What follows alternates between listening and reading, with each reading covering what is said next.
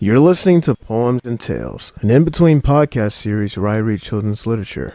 And this time we'll be reading Curious George by H.A. Rey. This is George. He lived in Africa. He was very happy, but he had one fault.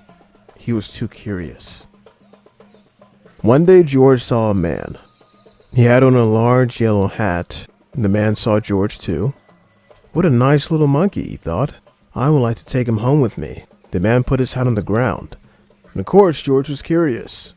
He came down from the tree to look at the large yellow hat. The hat had been on the man's head. George thought it would be nice to have it on his own. He picked it up and put it on. The hat covered George's head. He couldn't see. The man picked him up quickly and popped him into a bag. George was caught. The man with the big yellow hat put George into a little boat, and a sailor rowed them both across the water to a big ship.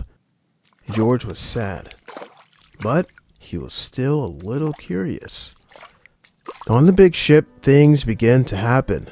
The man took off the bag. George sat on a little stool, and the man said, "George, I'm going to take you to a big zoo in a big city.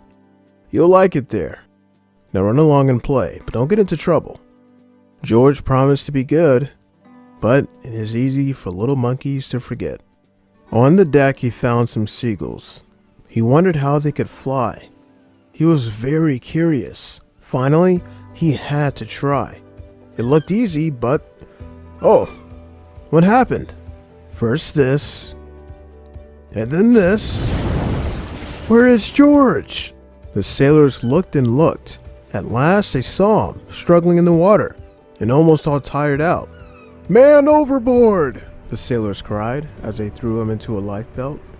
George caught it and held on. At last, he was safe on board.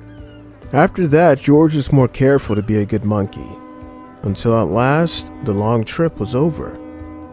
George said goodbye to the kind sailors, and he and the man with the yellow hat walked off the ship onto the shore and on into the city to the man's house.